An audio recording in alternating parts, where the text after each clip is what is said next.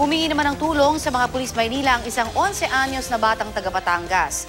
Noong una'y sinasabi niyang nakidnap siya pero napag-alamang naglayas pala siya para takasan ang kanyang madrasta. Balitang hatid ni Sherry Ann Torres, exclusive. Madungis, may sore eyes, may mga sugat, pagod at gutom. Naging ganyan ang 11 anyos na si Nino, di niya tunay na pangalan. 4 na araw matapos maglaya sa kanilang bahay sa Batangas. Lumapit siya sa 2 pulis sa trabahong market sa Maynila. Initially, nung nasa PCP, sinabi na kinidnap nga raw siya nung allegedly 2 tao na nakaban.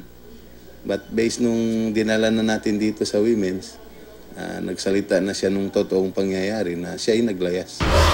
Kwento ni Nino, naglaya siya dahil daw sa hindi magandang trato ng kanya madrasta. Nitong Lunes, nag-bus siya pa Maynila, dala ang naipong 99 pesos. Pero di raw niya akalaing mahirap pala sa Maynila. Kita ko po yung mga bata na nagmamalimos po, nag-wiper po. Ginaya ko po sila, nagkaroon po ng pera. Pinapatukan po ako, buong nagtutulog, bila po pinapasok po nila ako sa ganun na sigarilyo. Doon na raw naisip ni Nino na humingi ng tulong sa mga pulis. Nagpanggap daw siyang nakidnap para bigyan ng pamasahe pa uwi. Alam naman daw niyang nagkamali siya. Hindi na lang po, sorry. Huwag na lang gawin ng bilbalak nila na lumayas.